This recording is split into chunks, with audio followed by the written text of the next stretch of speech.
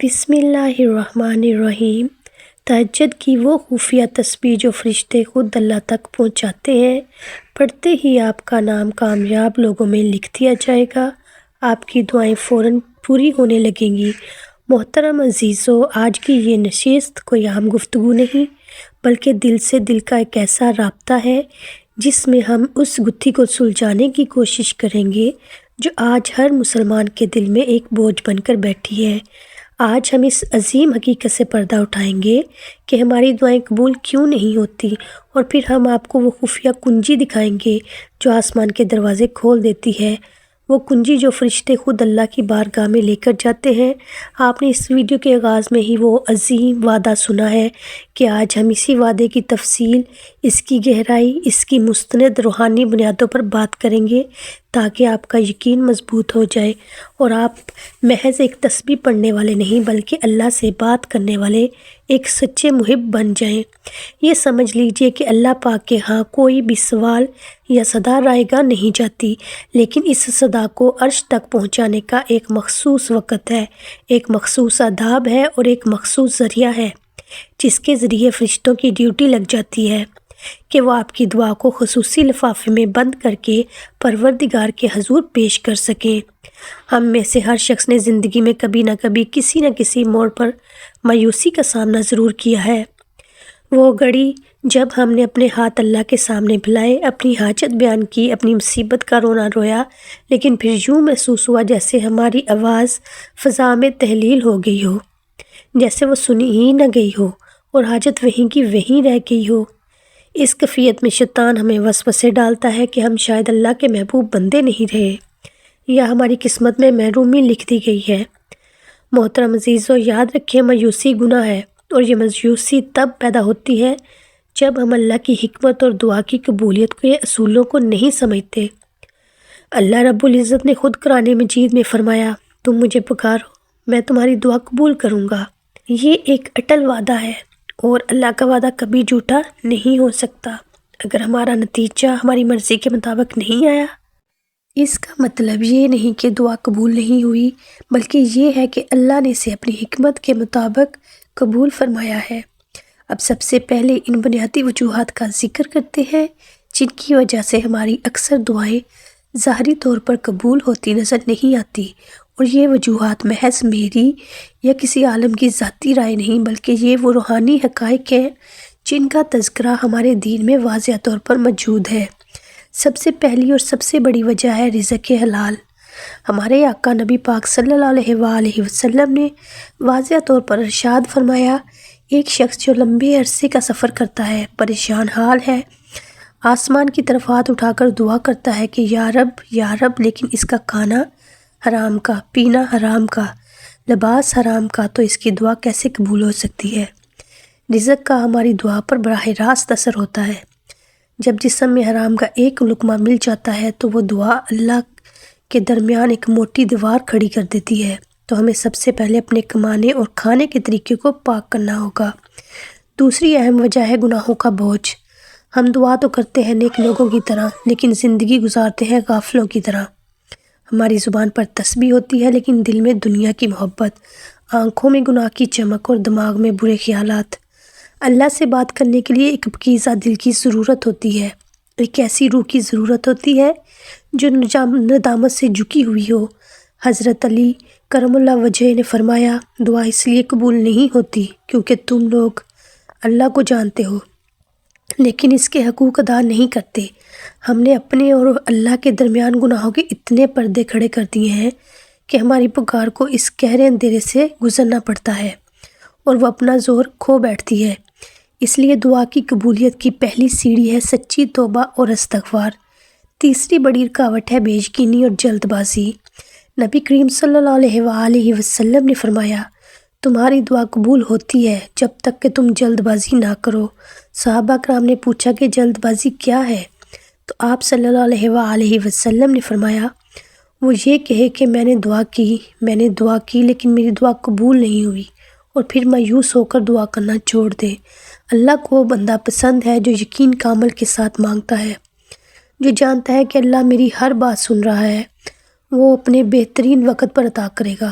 دعا کو قبولیت کا درجہ دینے کے لیے صبر اور پختہ یقین ایک ایسا ہتھیار ہے جو دعا میں اثر پیدا کر دیتا ہے۔ یہ یقین ہی نہیں جو ہماری صدا کو عرش کی طرف بلندی عطا کرتا ہے اور فرشتوں کو یہ اشارہ دیتا ہے کہ یہ شخص اللہ کا سچا بندہ ہے اور اس کی فریاد کو خصوصی توجہ دی جائے گی۔ محترم عزیزو، ان رکاوٹوں کو سمجھنے کے بعد اب ہم اس خاص وقت کی طرف آتے ہیں جس وقت فرشتوں کی خصوصی ڈیوٹی لگتی ہے، جس وقت اللہ تعالیٰ اپنے بندے سے براہ راست ہم کلام ہوتا ہے، اور وہ وقت ہے تہجد کا وقت۔ تہجد محض ایک نفل نماز نہیں ہے، یہ اللہ کے دربار میں حاضری کا خصوصی پرمٹ ہے۔ یہ عشاق کی معراج ہے اور یہ وہ گھڑیاں ہیں جب دنیا نیند میں ڈوبی ہوتی ہے اور اللہ کا عرش اپنے بندے کی آہٹ پر جھکا ہوتا ہے۔ اللہ کے نبی صلی اللہ علیہ وآلہ وسلم نے فرمایا، جب رات کا آخری تہائی حصہ باقی رہ جاتا ہے تو ہمارا رب جو عظمت والا ہے آسمان دنیا پر نزول فرماتا ہے اور پکارتا ہے، کون ہے جو مجھ سے دعا کرے تاکہ میں اسے قبول کروں، کون ہے جو مجھ سے مانگے تاکہ میں اسے دوں، کون ہے جو مجھ سے مغفرت۔ تصور کیجئے تمام کائنات کا مالک اس وقت خود ہم سے پکار کر کہہ رہا ہے کہ آؤ مجھ سے مانگو، اور ہمارا حال یہ ہے کہ ہم اس وقت میٹھی نیند سو رہے ہوتے ہیں۔ تہجد کا وقت وہ سنہرا وقت ہے، وہ قبولیت کی گھڑی ہے جس وقت کی جانے والی دعا کو رد کرنا اللہ کی شان کے خلاف ہے۔ اس وقت کا فائدہ اٹھا کر اس کا روحانی ماحول کا حصہ بن کر ہم وہ خفیہ تسبیح پڑھیں گے جس کا ذکر ہم نے اس ویڈیو کے شروع میں کیا اور جسے فرشتے خود اللہ تعالیٰ کے حضور پیش کرتے ہیں۔ صحابہ کرام رضوان اللہ علیہ اجمعین اور تمام اولیاء اللہ کی زندگی کا مطالعہ کیجئے، آپ کو نظر آئے گا کہ ان کی ساری کامیابیاں، ان کے سارے کارنامے اور ان کی ساری روحانی بلندیاں ان خلوتوں کی، آہذاری اور تہجد کی تنہائیوں کی مرہون منت ہے۔ اور وہ تہجد میں کھڑے ہوتے تھے، آنسو بہاتے تھے، اپنی ساری حاجتیں اپنے رب کے سپرد کر دیتے تھے۔ یہی وہ عمل ہے جو انسان کو عام لوگوں کی صف سے نکال کر کامیاب لوگوں اور اللہ کے محبوب بندوں کی صف میں کھڑا کر دیتا ہے۔ آپ بھی اگر دنیا اور آخرت میں کامیابی چاہتے ہیں، اگر آپ چاہتے ہیں کہ آپ کا نام فرشتوں کے رجسٹر میں اللہ کے کامیاب کے بندوں کے طور پر لکھا جائے، تو تہجد کو اپنی زندگی کا لازمی حصہ بنا لیجئے۔ ہم اپنی گفتگو کو مزید آگے بڑھاتے ہوئے اس پر بھی تفصیل سے بات کریں گے کہ اللہ کے نبی صلی اللہ علیہ وآلہ وسلم نے دعاؤں کی قبولیت کے لیے ہمیں کیا بہترین آداب سکھائے۔ یاد رکھیے، دعا محض الفاظ کا مجموعہ نہیں بلکہ یہ اللہ سے بات کرنے کا سلیقہ ہے۔ دعا کی شروعات اور اختتام اللہ کی حمد و ثنا اور رسول اکرم صلی اللہ علیہ وآلہ وسلم پر درود شریف سے ہونی چاہیے۔ درود شریف پڑھنا دعا کی قبولیت کو یقینی بنا دیتا ہے، کیونکہ یہ ایک ایسی عبادت ہے جسے اللہ نے خود قبول کر لیا۔ یہ آداب مل کر ہمارے عام دعا کو ایک خاص نذرانہ بنا دیتے ہیں، جیسے فرشتے بھی احترام سے دیکھتے ہیں۔ اس ویڈیو میں آگے بڑھتے ہوئے ہم اس خفیہ تسبیح کی طرف بڑھیں گے، لیکن اس سے پہلے ہمیں اپنے دل کو مکمل طور پر اس تسبیح کے لیے تیار کرنا ہوگا۔ آپ کو معلوم ہونا چاہیے کہ یہ تسبیح کیوں اتنی خاص ہے اور اس کا وہ کون سا روحانی اور تاریخی پس منظر ہے جو اسے فرشتوں کی پسندیدہ بنا دیتا ہے۔ یہ سمجھ لیجئے کہ جیسے ہی ہم اس تسبیح کو پڑھنا شروع کریں گے، ہماری روح اللہ کے عرش کی طرف ایک خاص سفر پر روانہ ہو جائے گی۔ یہ تسبیح دراصل اللہ کی ایسی عظمت اور صفات جلال کا اعتراف ہے کہ جب بندہ اسے پورے یقین سے پڑھتا ہے تو رب کی محبت اور رحمت جوش میں آ جاتی ہے اور اپنے اس بندے کی دعا کو فوراً قبول فرما لیتا ہے۔ یہ عمل صرف تہجد کے پورے پرسکون اور قبولیت کے وقت ہی اپنا پورا اثر دکھاتا ہے۔ آپ اس پوری ویڈیو میں ہمارے ساتھ بنے رہیے، کیونکہ یہ معلومات یکجا کر کے اس نیت سے پیش کی جا رہی ہیں کہ کوئی بھی شخص جو مایوس ہے، جو پریشان ہے، وہ اس روحانی کنجی کو استعمال کر کے اللہ کی رحمت کو اپنی طرف متوجہ کر لے۔ اس ویڈیو میں ہم آپ کو یہ بتائیں گے کہ دعا قبول نہ ہونے کی ایک چوتھی وجہ یہ ہے کہ ہم نے کبھی فرشتوں کو اپنا سفارشی ہی نہیں بنایا۔ جی ہاں، یہ خفیہ تسبیح پڑھ کر آپ فرشتوں کو اپنا سفارشی بنا سکتے ہیں جو آپ کی دعا کی گواہی دیں گے، اور جہاں فرشتوں کی گواہی شامل ہو جائے وہاں رد ہونے کا سوال ہی پیدا نہیں ہوتا۔ اس لیے آپ اپنا دھیان کہیں اور نہ جانے دیں، کیونکہ یہ تسبیح کا ذکر بہت ہی جلد آپ کے سامنے آ جائے گا، جس کے بعد آپ کی زندگی مکمل طور پر بدلنے والی ہے۔ اب میں آپ کے سامنے چوتھی اور سب سے بڑی رکاوٹ کا ذکر کرنے والی ہوں، جو ہمارے اور اللہ کے درمیان غفلت کی دیوار بن کر کھڑی ہو جاتی ہے۔ اس رکاوٹ کو سمجھنے کے بعد ہی ہم اس فرشتوں کی پسندیدہ تسبیح کی طرف بڑھیں گے، جسے پڑھتے ہی آپ کی دعاؤں کی فائل خصوصی طور پر تیار ہو جاتی ہے۔ چوتھی رکاوٹ حقوق العباد اور قطع تعلق ہے۔ بہت غور سے سنیے گا۔ چوتھی رکاوٹ جس کا ہمیں ادراک ہی نہیں ہوتا وہ ہے حقوق العباد اور رشتوں میں قطع تعلق۔ حدیث قدسی کا مفہوم ہے کہ اللہ تعالیٰ نے فرمایا، میرے کچھ بندے ہیں جن کی دعائیں میں اس لیے قبول نہیں کرتا کہ وہ فلاں شخص سے ناراض ہیں یا فلاں شخص رشتہ دار سے قطع تعلقی کیے ہوئے ہیں، حالانکہ اس شخص کا حق میرے بندے پر ہے۔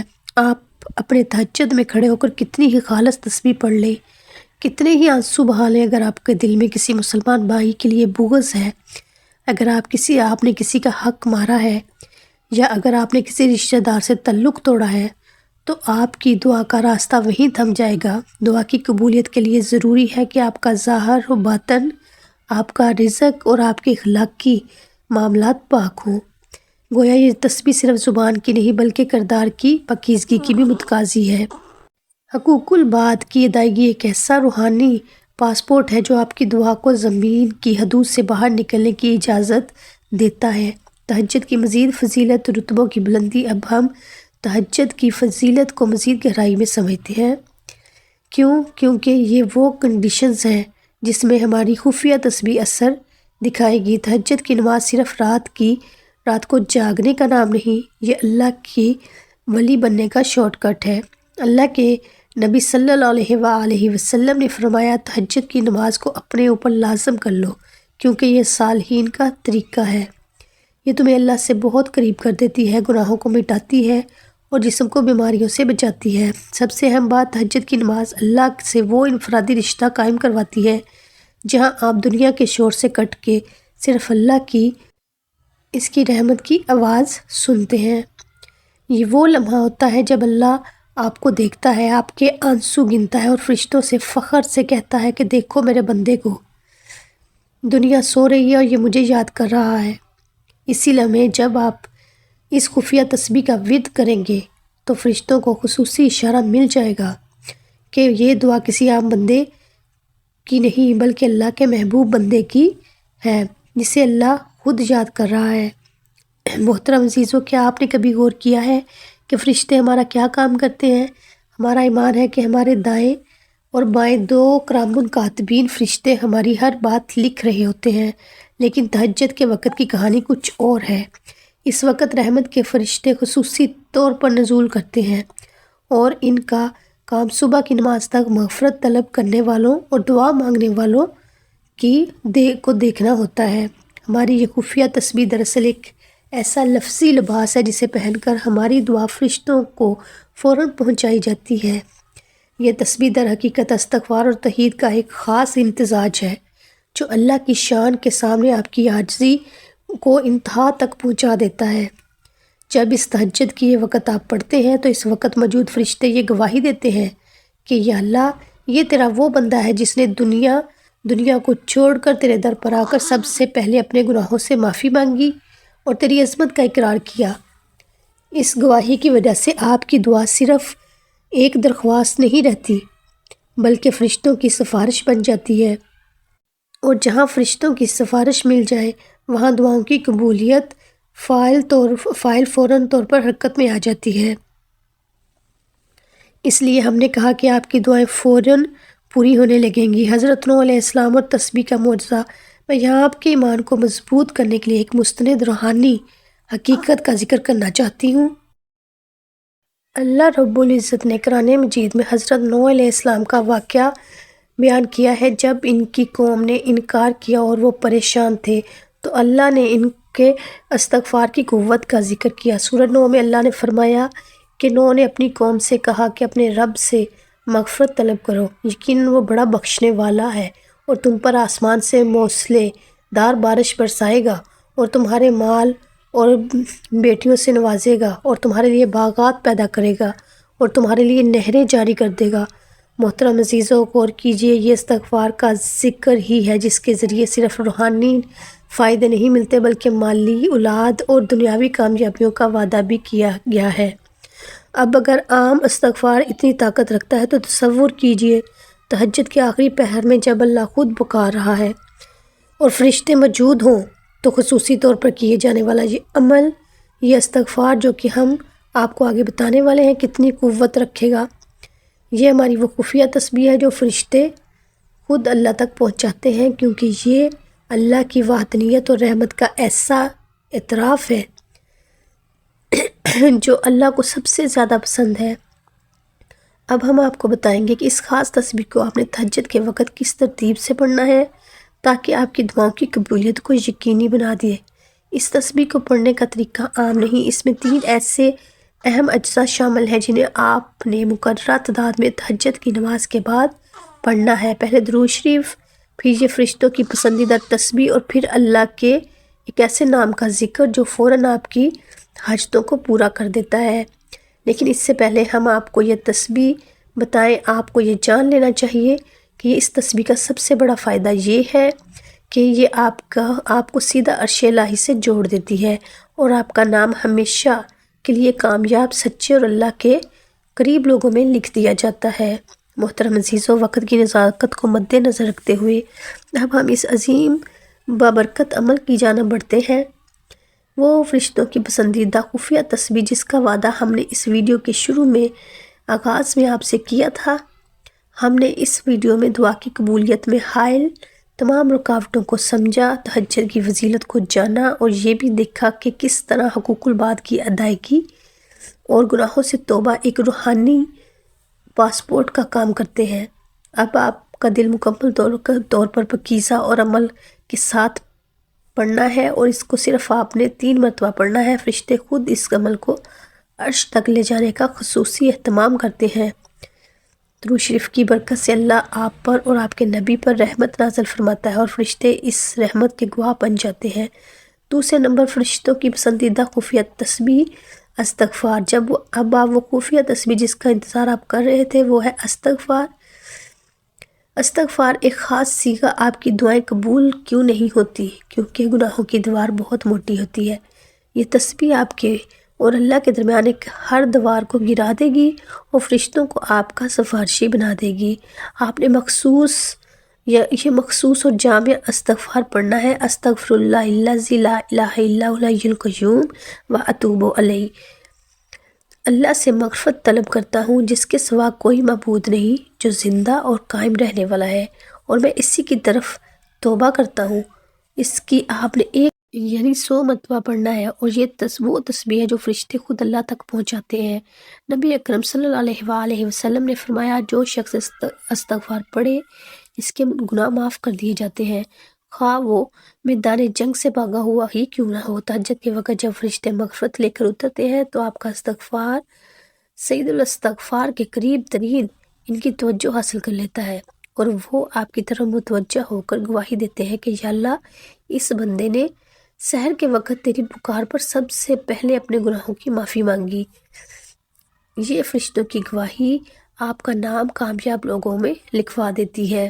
تیسرے نمبر پر یا ذوالجلال والاکرام۔ اس عمل کا آخری اہم جز ہے اللہ کے ناموں سے مدد لینا۔ دعا کے اختتام پر اللہ کے اس بابرکت نام کا ذکر کیا جاتا ہے جس میں جلال، عظمت اور اکرام، مہربانی دونوں شامل ہیں۔ آپ نے اللہ کا یہ نام پورے دل کی گہرائیوں سے پڑھنا ہے۔ یا ذوالجلال والاکرام، آپ نے اس کو 11 مرتبہ پڑھنا ہے۔ نبی اکرم صلی اللہ علیہ وآلہ وسلم نے فرمایا کہ ذوالجلال والاکرام کو لازم پکڑو۔ یہ نام اللہ سے مانگنے میں ایک خاص تاثیر رکھتا ہے اور آپ کی حاجتوں کو فوراً پوری کرنے میں مددگار ثابت ہوتا ہے۔ یہ دعا قبولیت کے آخری مرحلے پر فوراً اثر کرتی ہے اور آپ کی دعاؤں کو فائل کو مکمل کر دیتی ہے۔ آخر میں آپ نے اسی طرح درود ابراہیمی کو 3 بار پڑھ لینا ہے اور اسے پورے عمل پر قبولیت کی مہر لگا دینی ہے۔ محترم عزیزوں، پیارے مسلمان بہن بھائیوں، اس عمل کو روزانہ تہجد کے وقت پابندی اور یقین کے ساتھ اپنا معمول بنا لیجئے۔ یہ عمل صرف تسبیح کے دانے گمانے نہیں بلکہ اللہ کے ساتھ ایک نئے عہد اور نئے رشتے کا قیام ہے۔ جب آپ اس ترتیب سے یہ عمل کریں گے تو اللہ کی رحمت آپ پر چاروں طرف سے نازل ہوگی۔ آپ دیکھیں گے کہ کیسے آپ کی دعائیں فوراً پوری ہونے لگیں گی، کیسے غیب سے آپ کی مشکلیں آسان ہو جائیں گی اور کیسے آپ کا نام اللہ تعالیٰ کے پسندیدہ بندوں میں لکھ دیا جائے گا۔ اس عمل کو ایک بار پورے یقین کے ساتھ کریں اور پھر کمال اپنی آنکھوں سے دیکھیں۔ یہ آپ کی زندگی کا سب سے بڑا روحانی تجربہ ثابت ہوگا۔ محترم عزیزو، آئیے اب مل کر اللہ کریم سے دعا کرتے ہیں کہ وہ ہماری کوتاہیوں کو معاف فرمائے اور ہمیں اس عمل کی پابندی کی توفیق عطا فرمائے۔ یا الہی، ہم تیرے گناہ گار بندے تیرے در کے محتاج ہیں، ہماری تمام خطائیں معاف فرما، ہمیں اس تسبیح کو خشوع اور خضوع سے پڑھنے کی توفیق عطا فرما۔ اے غنی، ہمارے رزق میں کشادگی فرما، ہماری پریشانیوں کو دور فرما اور ہماری تمام جائز دعاؤں کو اپنی حکمت کے مطابق قبول فرما اور ہمارا نام اپنے کامیاب اور محبوب بندوں میں لکھ دے۔ آمین یا رب العالمین۔ کمنٹس میں اللہ تعالیٰ کے 99 ناموں میں سے کوئی ایک نام ضرور لکھا کریں اور وسط رزق اور حصول ثواب کی نیت سے تحریر فرمائیں تاکہ ہماری یہ روحانی محفل مکمل ہو جائے۔ اس خوبصورت اور لازوال پیغام کو آپ کی طرح مایوس اور پریشان کن لوگوں تک پہنچانا آپ کی ذمہ داری ہے۔ اس ویڈیو کو لائک کیجئے، اسے صدقہ جاریہ کی نیت سے شیئر کیجئے اور روحانی ویڈیوز کے لیے ہمارے چینل کو سبسکرائب ضرور کر لیجئے۔ آخر میں ہم امید کرتے ہیں کہ آپ کو اس عمل کے شروع کریں گے اور اپنی زندگی میں برکتیں دیکھیں گے۔ اگلے روحانی اور معلوماتی ویڈیو تک کے لیے اپنے میزبان کو اجازت دیجیے۔ اللہ نگہبان۔